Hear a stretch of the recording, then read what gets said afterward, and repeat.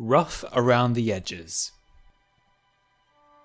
The station master at Marthwaite's got a new dog, Bert said to Mike one morning at the station. Does he now? Mike said, completely unamused. Bert carried on. Driver says it looks like the courageous one off the television. Lassie, whatever that means. Apparently, the station master's been bringing him down to the station to keep him company while he works. The dog's quite popular with the passengers too.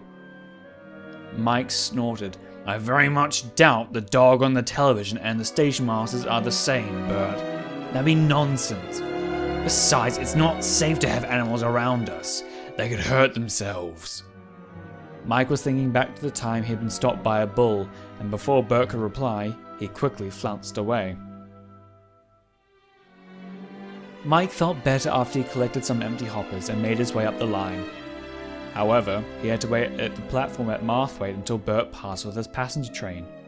He simmered happily in the sun until he heard a strange sniffing sound and something brush against his cylinder. He opened an eye and saw a long-haired dog sniffing curiously at him. Mike yelped in alarm. Oi! He cried. The dog jumped and stared at Mike. Then, from the station there was a whistle and a call. Here, boy! The dog looked to the station and walked over, stopping only to look up and down the line before coming to sit by the station master. Sorry, Mike, called the station master. He didn't mean to scare you. He was only curious. Mike huffed indignantly, and was quite thankful when Bert rolled into the station and he could finally carry on to the mine. He was in quite a mood that evening, and it was most unfortunate for Bert that he sparked the short fuse that was Mike's temper. So did you see the dog, Mike? Yes, and I would like to reiterate, it is not safe for animals to be around engines. It came right up to me and was sniffing my cylinder. Could you imagine what would have happened if I let off steam? I could have scolded the poor thing. Rex snickered. You know what I think? I think you're afraid of dogs, Mike, he said with a curt smile. It's just a dog, Mike, Frank said plainly. No different to other dogs that passengers bring on the coaches. Mike couldn't help but roll his eyes. Don't even get me started on that. This made the other engines erupt in laughter. For the next few days, Mike would see the dog with the station master, eagerly awaiting trains at Marthwaite. He'd always make as much noise as possible to try and scare it away, but it never worked, and the dog would always happily greet the passengers as they disembarked. One morning, however, when Mike took the first passenger train up the line and approached Marthwaite, he saw the dog on the platform. Odd, Mike thought aloud. Where's the station master?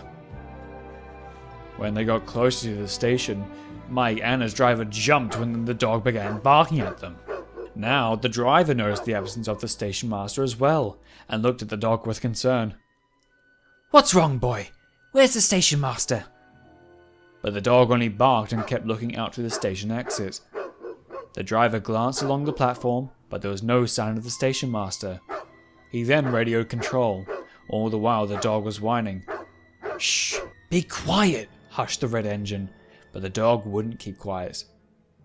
Presently the driver got out of the cab. I'll be right back, Mike.